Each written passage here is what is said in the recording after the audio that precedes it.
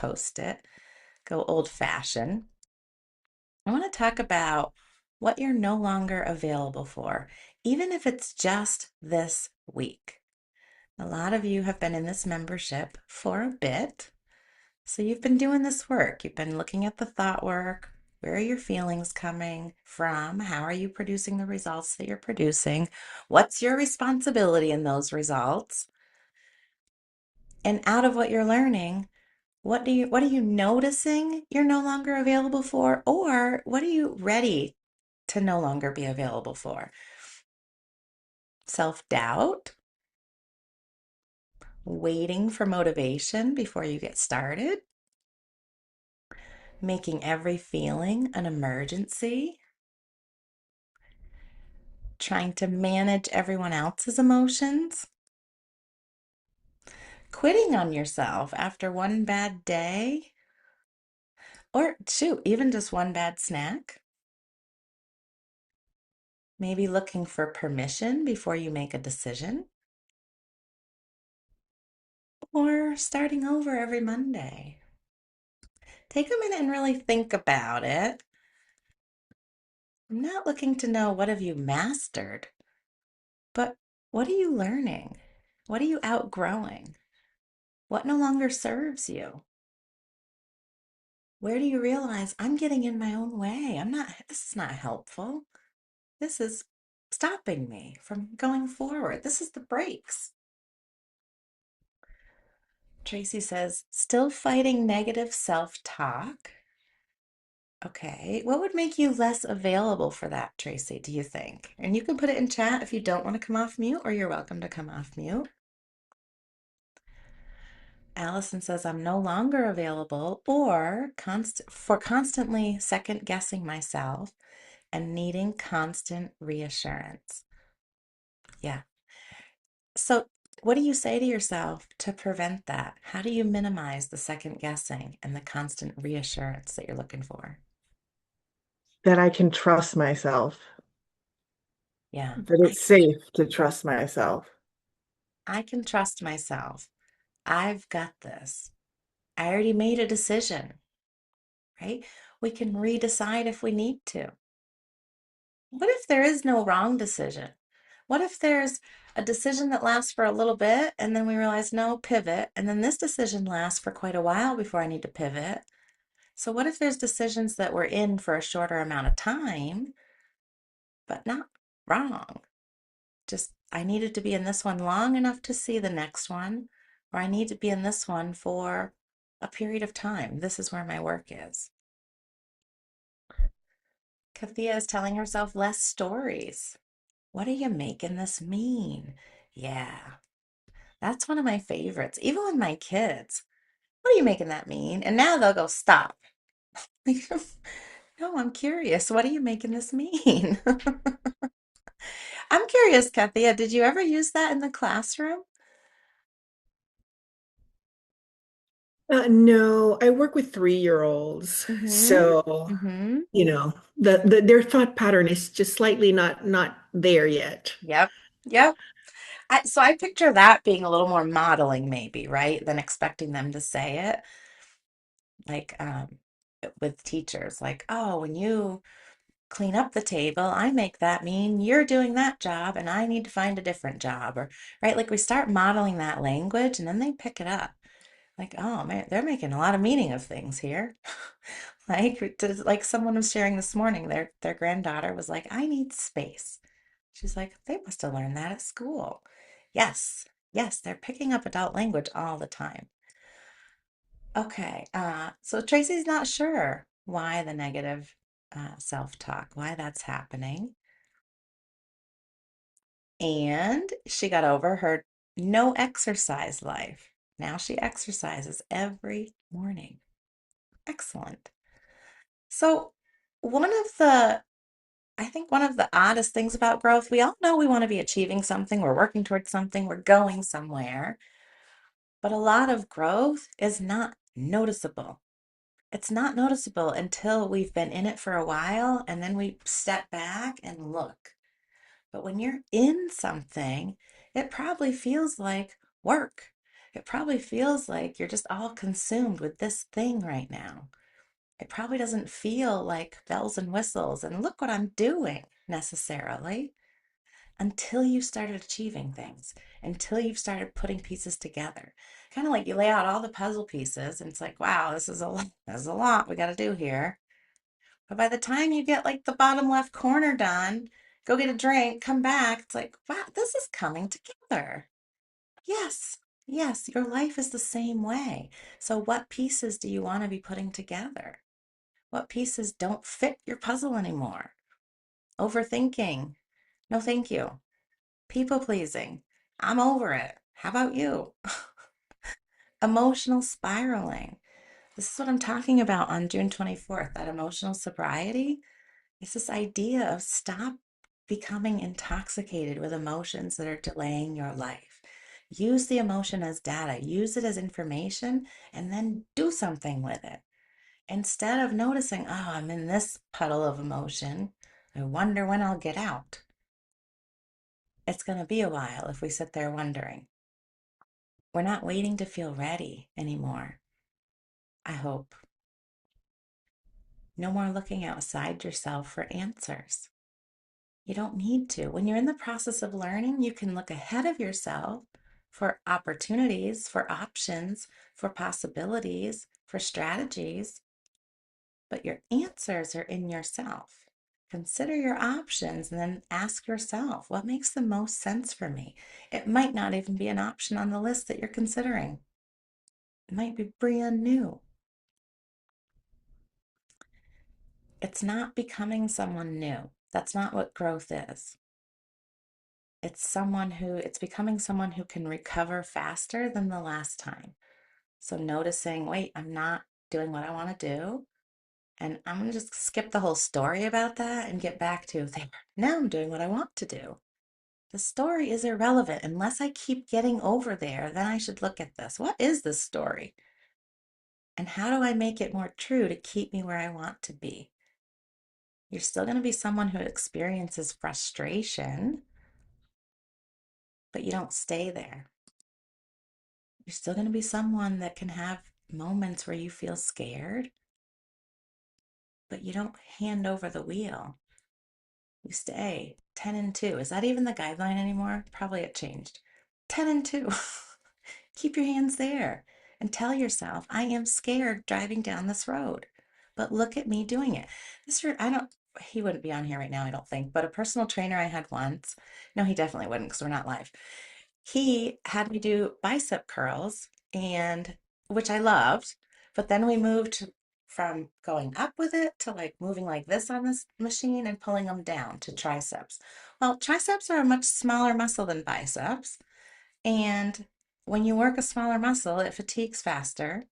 And for me, it causes this like such an irritation in my body. It's like I just can't push it down anymore. My muscles are so small and shaky and they want to, but they can't.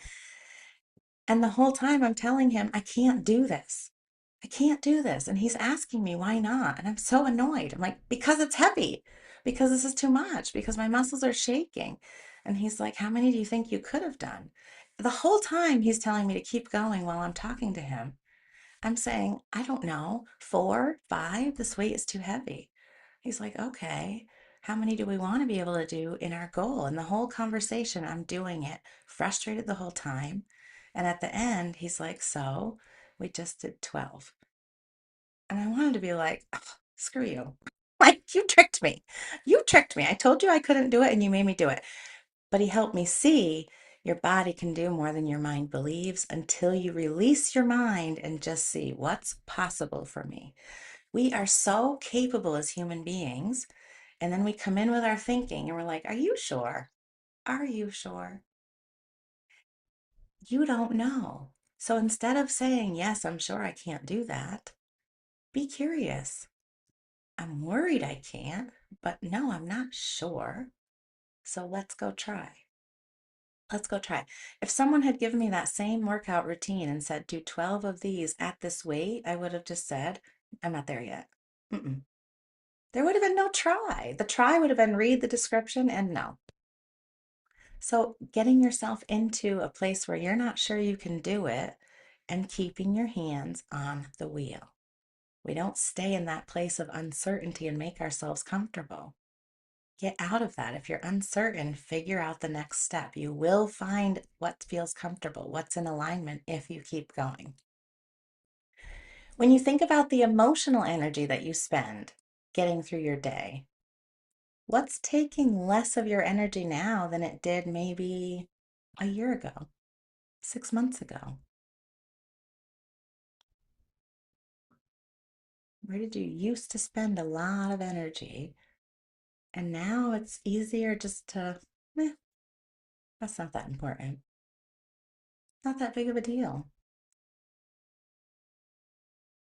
For me, it's when I'm not sure what people are thinking, I don't stay there. I don't stay there because I know and I'm certain I'm always open for questions. Always. And the more I live into that, the less I worry that I need to explain everything. No, this doesn't close. I'm always open for questions. So I don't need to get everything out right now and make sure you're okay.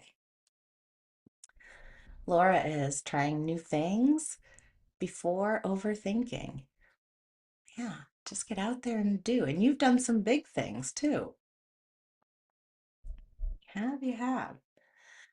A lot of us think that we're not growing unless we've reached a destination. Like we reach the weight loss goal, or we reach that size of clothing, or that promotion, or whatever it is. We get that house. This is teaching you something different. This is teaching you that growth is becoming a person who meets life as it happens. So you might not have something to present to the social world all the time, like, look what I'm doing. But can you check in with yourself in the evening and ask, what'd you do today? Where were you? Did you stay with yourself? Hey, what are the moments that you kind of left, but left your body there? What do you want to be happening? Where did you expand your capacity a little bit? Where did you try something new today? Where did you mingle with the uncomfortable? Where did you avoid it? We're not looking to totally eliminate discomfort. We're not. We're just looking to be able to be with discomfort and not get knocked over. You are going to have moments that are uncomfortable, some much more uncomfortable than others. You do not need to get knocked over. If anything, slow down, stand strong, and look around. What's changing here? What's evolving? Who am I in this moment? Think about everything you've lived through for the past, let's just say in this year, 2026. What's changed in your work life? What's shifted in your family environment? How about your health? Are you focused on the same thing now on June 15th as you were January 1st? What about your relationships? How are those shifting? Any disappointments that you've had that have been unexpected? What about decisions that you've made? I bet if you were to review your year so far, you would have evidence over and over that you have felt uncomfortable. And yet here you are, still doing things. What did you do with the discomfort? Did you handle it? Did you lead yourself?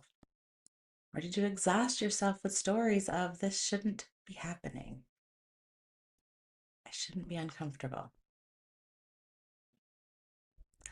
Tracy, I love that. Didn't get upset when my squash plants were dying. I just found out why instead. Yeah, and this is a new thing for her, gardening. How easy would it be to say, well, I guess that's not for me? I tried and they died. Fix it. What if there's a solution? We're so quick to come up with conclusions. Oh, this is what that means. I I'm love trying, that. Yeah, go I'm trying ahead. to fix it, but I might be too late. So I I figured out what I planted them too close together. So then it's like, okay, next time I won't do that. Uh-huh. Yeah, Yeah. so they need a little more airflow. I'm learning as I go. So maybe you don't get the whole crop this year. You get some of it and you take the learning into next time. Next time, this is what I will do. This is how we grow, build resilience. We create different results year after year. We stay with the process and we adjust it. It's not, we don't grow squash. We figure it out. Oh, we spread them out more. Let's see what that does. And next year, you might find a new learning. They need more or less sun, or this is a better partner plant for it, or whatever else. And we bring it right back in. That's a strategy for everything. When we teach calendaring in the membership, it's plan your week, then go live your week, observe your week, and come back and plan it again with what you just learned about yourself. Where do you need more time? Where do you need less time? Where do you need fewer transitions? What are you good at? Or do you have enough of that in your day? Come back and learn from yourself. You are your best advisor and your best teacher if you stay with yourself.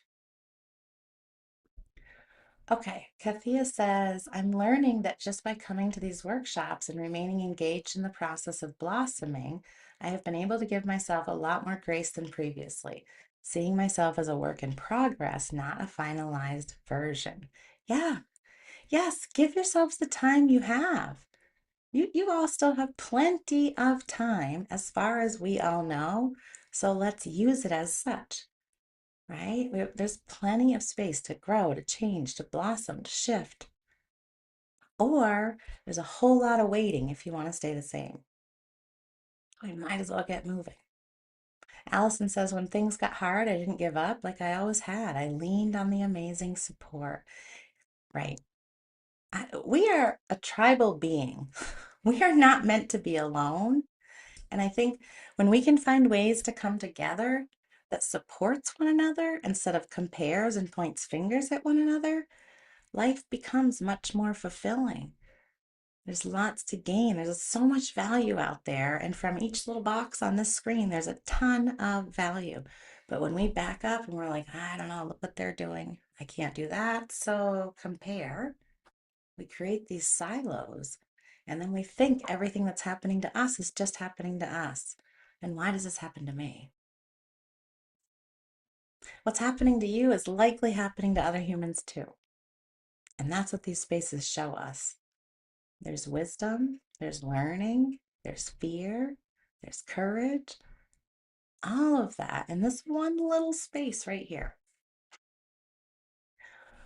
Okay, I have a few questions for you. Actually, I'm going to ask you first. Do you have any questions coming to your minds right now or thoughts?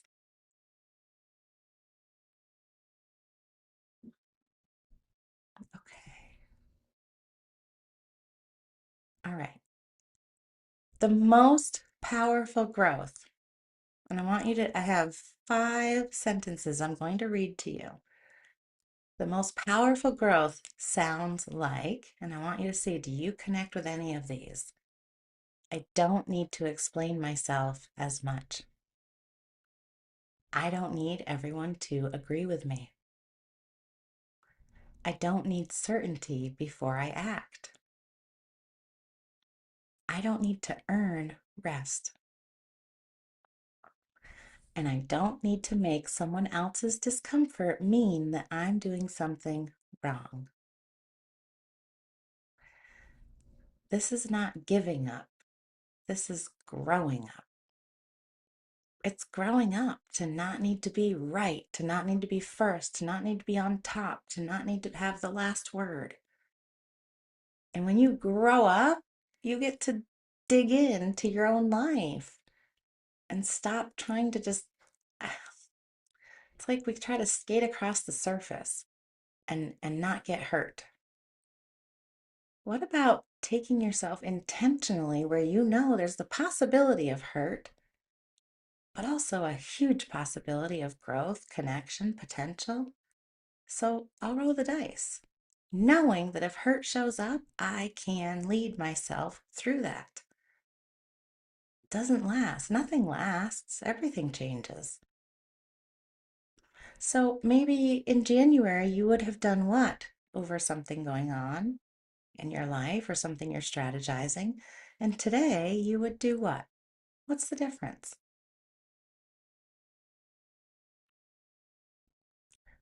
How about this week you catch yourself when you notice an old pattern showing up, and instead of judging it, like if you're over explaining, let's say, or people pleasing, just notice, oh, I'm shifting my schedule to meet their schedule, and this is creating discomfort in my day. Then ask yourself, do I stay here or do I make another decision? I still have choice. This does not need to be the conclusion. I can change the pattern. I have a journal question for you to reflect on or write about or walk to or drive to. What evidence do I have that I am stronger, steadier, and more capable than I was 18 months ago? I'm asking you to go way back. Think about that. You've been through a lot, whether you've done it intentionally or not, doesn't matter. What have you been through? What have you come through? What have you grown through? What are you ready to stop carrying because you've already learned the lesson? If you are circling the drain on something and you're frustrated, take the learning and go. Trust that you're ready to take the next step. Trust that you will figure out what to do and where's the next turn. Get out of the roundabout. You know your way around that. You know what's happening around every turn, and you're over it. Go another way and see what's there for me, what's possible. I love that. Valerie put in the chat, always choose to sit where you are valued, considered, and respected. Yes. This reminds me, I just shared this, I don't know, yesterday or the day before with somebody. There's a meme where this guy is all dressed up in this like white, he's got like a white shirt and a black tie and a suit, and he's just so fancy at a table. And it says, what I used to do is explain everything so that everybody was comfortable. And now what I do when I know it's not in alignment with me, and all it does, it shows him push away from the table, wipe his mouth with his napkin, puts it down, and walks away. It's like, this table's not for me anymore. I'm going. And you don't need to come with me. You don't need to change anything about the table. The seat is now open for the next person. It's not for me. You all, there's such a confidence with that. There's such a clarity with that of just knowing where you're going and knowing that not everybody's going to go the same direction. And that's not a problem. In fact, it'd be a problem if we all wanted to go the same direction. We need to be going different directions and observing all of the directions available. All right, I have a quote for you, and then I'm here if you have questions or want coaching. You don't always notice growth while it's happening. Sometimes you notice it when life hands you a situation that would have broken you before, and this time you stay standing.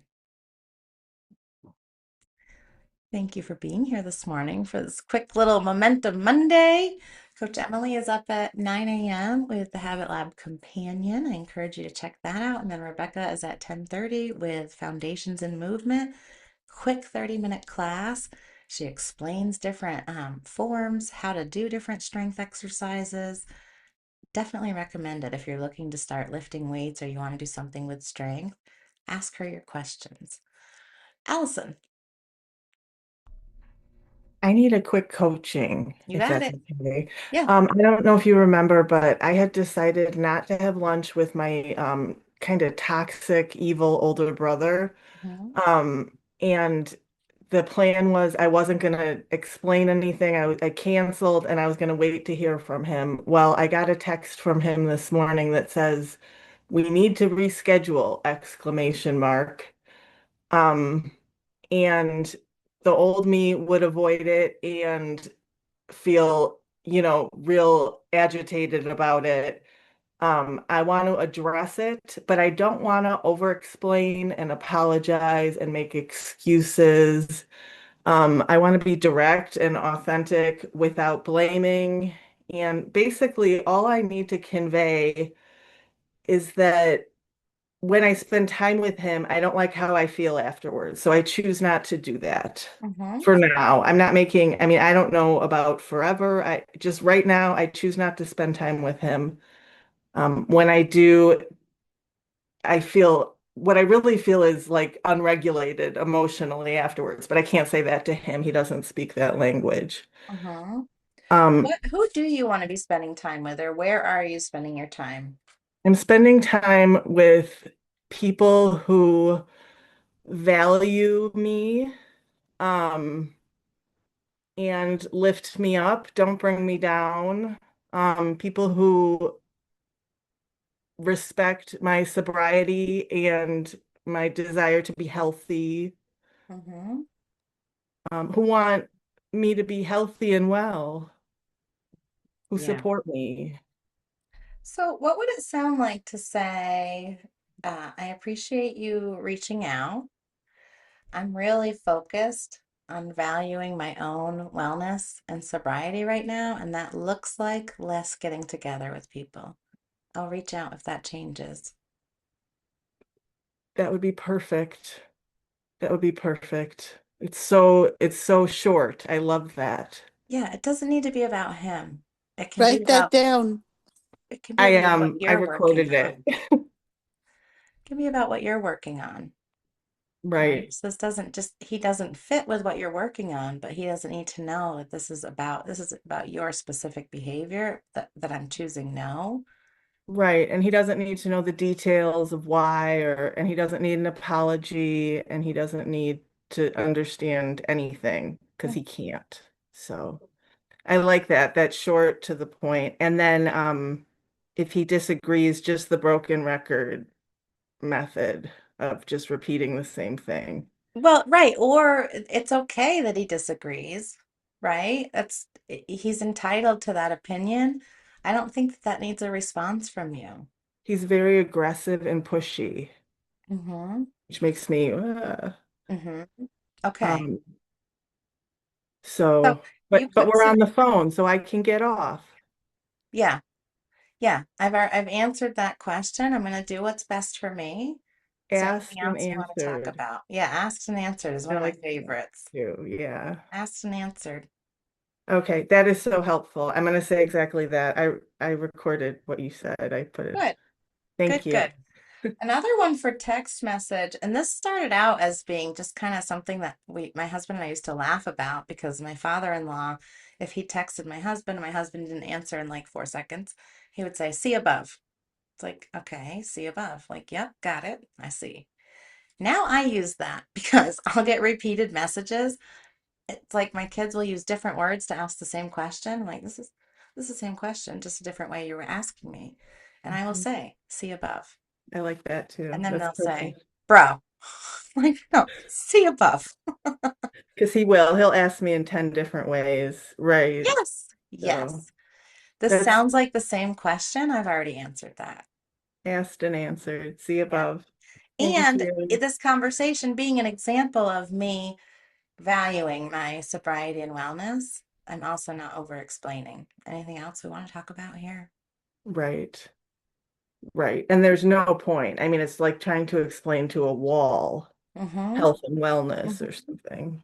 And I think it's okay to say you might not understand this right now, or it sounds like you don't understand this right now. One day you might, or that's okay. And that's okay. Yeah. Hmm. Yeah. Thank you. I You're wish you could welcome. call him. I know.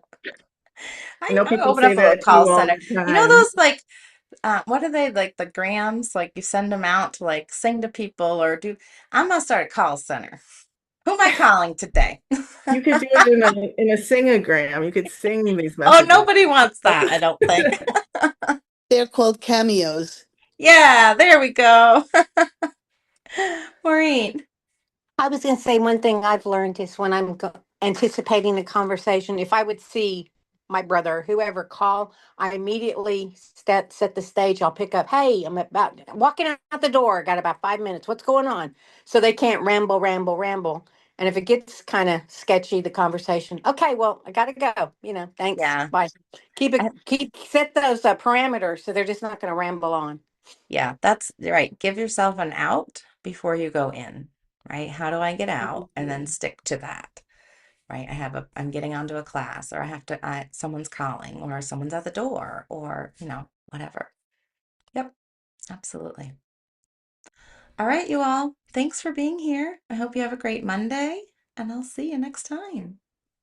Thank you. Bye. Have a great day, Thank you. Have a everybody. great Thank week. See you. ya. Thank Okay. you. Great session. Thanks.